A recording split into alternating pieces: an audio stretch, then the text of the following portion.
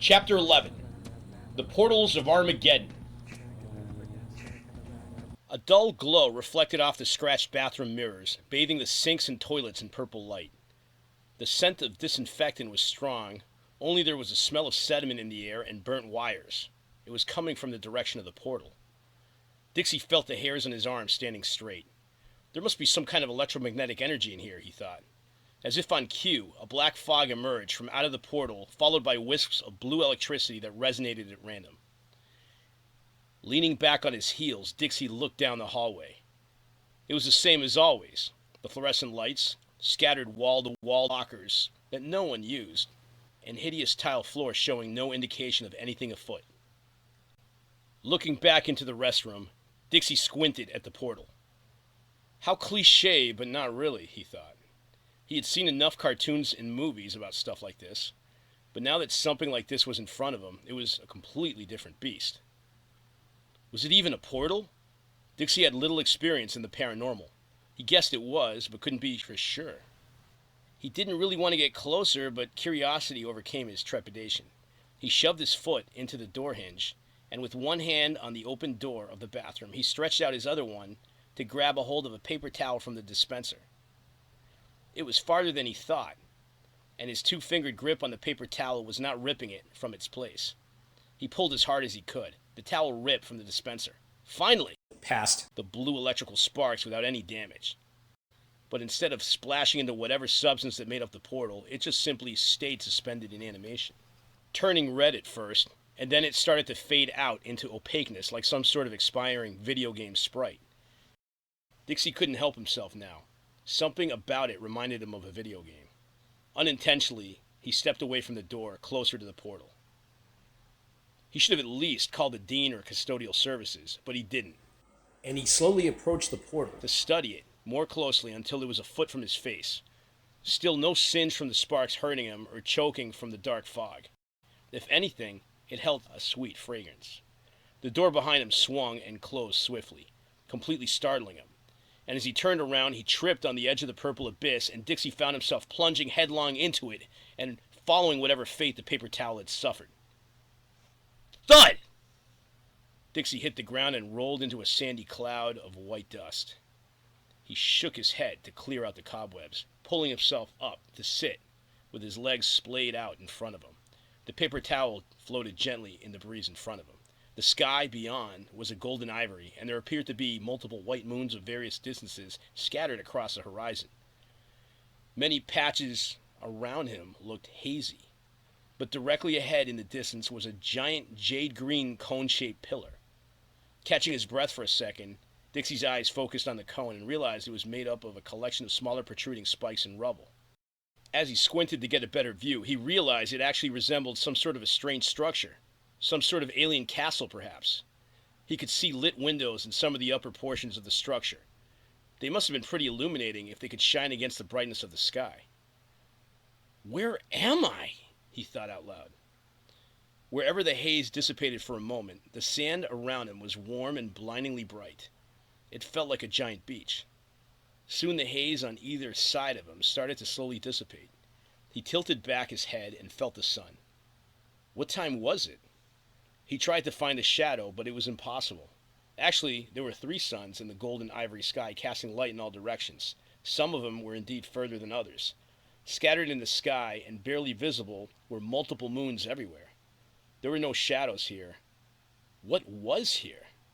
The desert?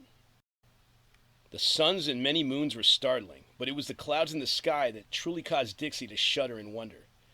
Every cloud he could see held large piles of what looked like he thought was dirt resting on top. Most strange. The more dirt, the heavier they looked, like rain clouds without the rain. The dirt-carrying clouds freaked Dixie out more than anything else. This was the last straw. He was nowhere near any reality he had ever known. Dixie couldn't understand how the men's room at Tortuga Community College had morphed into this landscape.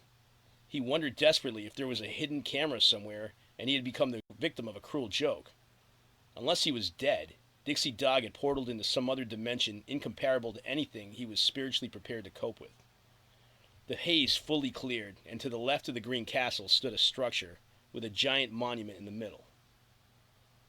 The monument looked like a humongous book. The wind caused its cover to flap slightly, making Dixie wonder if it was made of stiff parchment.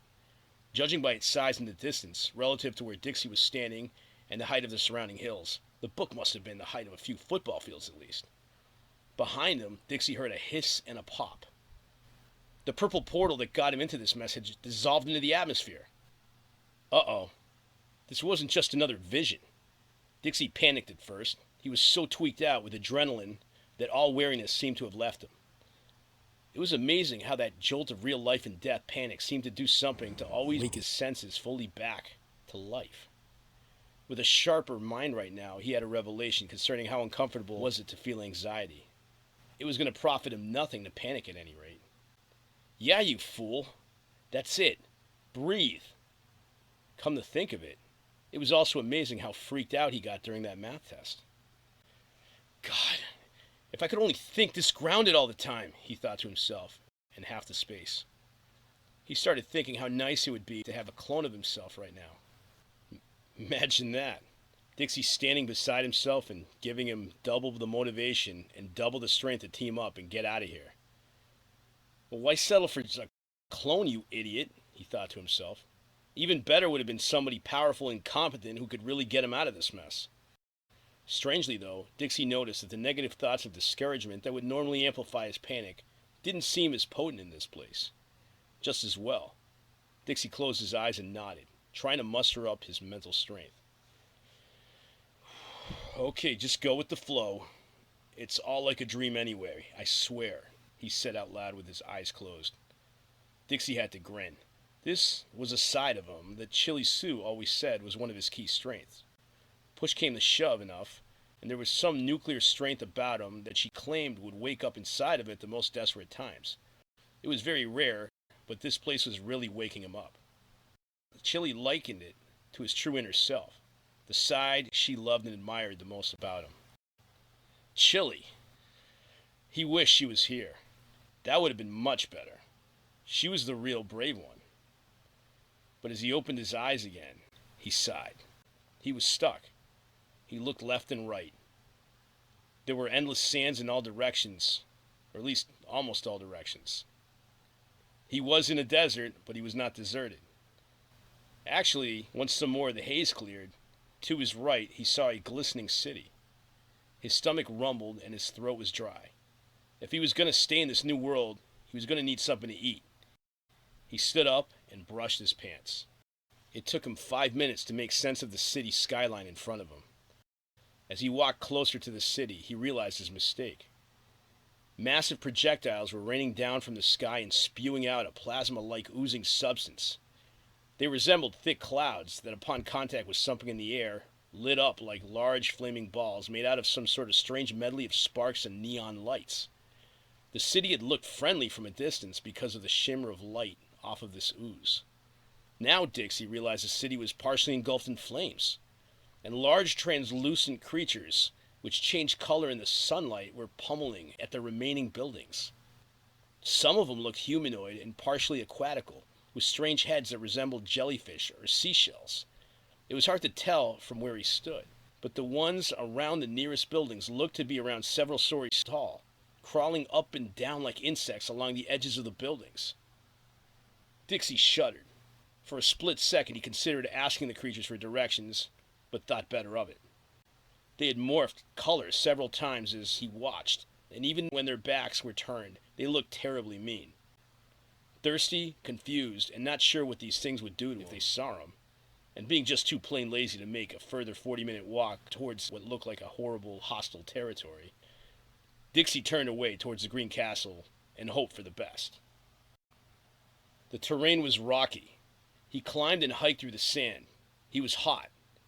Dixie had been so used to using the elevators and basic transportation back home that he forgot how out of shape he really was. Walking by a pile of rocks, he saw a dark green object sticking out of the ground. It was tucked carefully in a crevice in between some rocks. Dixie peered at it for a moment before picking it up. It looked Tibetan, or at least it reminded him of some bizarre Himalayan statue he had seen with Chili when they had made a trip to the Anchor Art Museum by the Haunted House District a month ago. It was surprisingly light at any rate. despite the fact it resembled jade. Carved on one side was the figure of a man with a large oval-shaped head, crouching in a squat position with its right arm holding an object as if it was making a phone call. Upon further inspection, he realized the carving was a flap that could open up. This wasn't a holographic gyrotar phone or a smartphone with high-speed internet and global positioning tracking capabilities. It resembled one of those ancient flip phones with a flat voice command and dead pixels for a screen, only without the screen and other functions. Rather, its surface had a blue quartz material with symbols sketched along the shiny surface. There were clearly protrusions on the bottom that resembled buttons. Still, this was great. He hadn't seen his own phone since busting his car the other day anyways. Aside from the amazing rock carving it was in, this thing almost looked like a cell phone at any rate. "This is insane," he cried out loud. While Dixie's friends had been keeping up with the new technology trends, he had been lagging behind. Wait till Guffin and Pete see this thing. Was this lost or set down purposefully? He dusted off the flat surface inside the phone thing and considered fiddling with the so-called quote-unquote buttons. As if on cue, the phone rang. The thing just made a loud, high-pitched sound that sounded like a flute laughing. At least that's how Dixie perceived it. Fighting his fight or flight mechanisms, Dixie realized right then that he had an extra defense mechanism that had made up part of his stress responses. Curiosity. It was too strong in him sometimes. It had been what had gotten him into this mess in the first place. And even though his logical brain was telling him to take caution, Dixie pressed a bunch of buttons and he tried to answer the call. "Hey, who is this?" A faint sound of what sounded like waves crashing could be heard, and soon a voice grew into focus on the other end, and at the same time in the most strange sensation in his own head. "In order for you to understand the language, what you really are, you have to learn to speak the language," said a speaker on the other end flatly. At least it could speak his language, even if it was an unguessable accent. A better way to explain what Dixie was so-called quote-unquote hearing was that it sounded like a voice, but resonating more in his head now than out of the phone itself, the phone object. It was as if he was hearing a voice speaking to him, but using a theme or a feeling stirring up in his spirit that could just comprehend what the so-called voice was saying instead of the voice needing proper formulated words to communicate. It was as if Dixie was dreaming, but Dixie was awake, listening to it. At least he swore he was awake right now. "Learn the scrolls where you can see them, and collect the Aphlavis jewels. If you do, you will make it to your promised world." Dixie whipped around, turning in a full circle trying to sort out the voice. Despite it feeling like it was partially in his head, it also most certainly felt like it was coming from the device, but was he on candid cameras he suspected or something? The voice was anamorphic and could have been either male or female. Whatever the case, Dixie decided to play along. Aphlavis jewels, "This is the test," the speaker communicated. Maybe more male than female, but it was still hard to tell. What the hell was going on, Dixie wondered. "A test to determine if you are smart enough to figure this out," the voice continued. "Why me?" "You picked up the correct list," the speaker communicated. "If not you, there would have been another. The septospores are coming. They may not protect you from the new age." Septospores, Dixie spoke into the void. The line was dead. The phone thingy had cut off. He tried to access its features, but he couldn't discover how to do it. A glowing line near the top of the so-called screen that resembled a phone's bars of service started to flicker. He half imagined scrolling through for contacts and calling Chili Sue for help.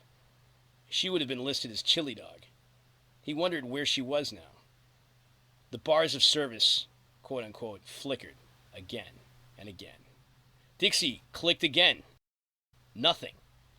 No outgoing calls for him.